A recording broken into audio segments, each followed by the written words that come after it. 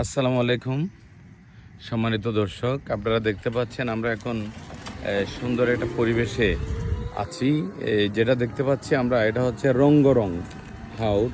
এটা উসমানীনগর উপজেলার একদম উমরপুর ইউনিয়নের একটা চিকন্দরপুর গ্রাম আছে। এই গ্রামের মাঝখানে এখানে কয়েকদিন আগেও অনেক পানি ছিল। এই পানির মধ্যে রঙ্গরং হাওর নামে এই এলাকাটা পরিচিত।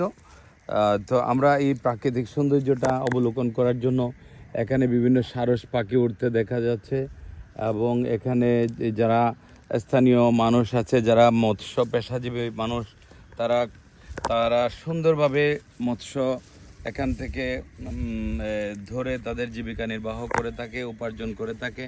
এবং উপার্জনের উপায় হিসাবে আমরা অনেকেই পেশাজীবী আছে। বিশেষ করে কয়েকটা দিন আগেও আমরা দেখেছি বিভিন্ন পেশার মানুষ বৃষ্টির মধ্যে বন্যার পানিতে রাস্তার উপরে, যখন এখানে হাঁটু সমান পানি হয়েছে, এই রাস্তাটাই পানির উপর দিয়ে উঠে গেছিলো, তখন বেল জাল, ছাটকা জাল, বিভিন্ন ধরনের জাল নিয়ে অনেক পেশাজীবী ছাত্র, শিক্ষক এবং বিভিন্ন পেশাজীবী মানুষ তারা এসে মাছ আহরণ করেছে। আমরা এটা দেখতে পেয়েছি। আমরা নিজেরাও অনেক যারা মানে উপহার হিসেবে নয়, তাদের কাছ থেকে আমরা কিনে নিয়েছি বিনিময় মূল্যে অনেকগুলো মাছ, বিশেষ করে কই মাছ, শিং মাছের মতো যেগুলো হাওড় অঞ্চলে পাওয়া যায়।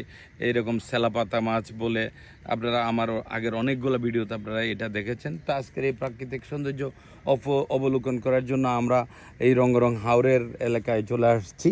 গ্রামের নাম হচ্ছে চিকন্দরপুর। চিকন্দরপুর বিভিন্ন কারণে কিন্তু ঐতিহ্যবাহী। ওসমানীনগর থানার মানুষ হিসেবে আপনারা জানেন, চিকন্দরপুরকে আপনার চেনানোর কোনো নতুন কোনো কারণ নাই। এটা জগন্নাথপুরের একটা সীমান্তবর্তী এলাকা। এইটা চিকন্দরপুর, এই গ্রামটাকে দেশে বিদেশে সবাই চিনে।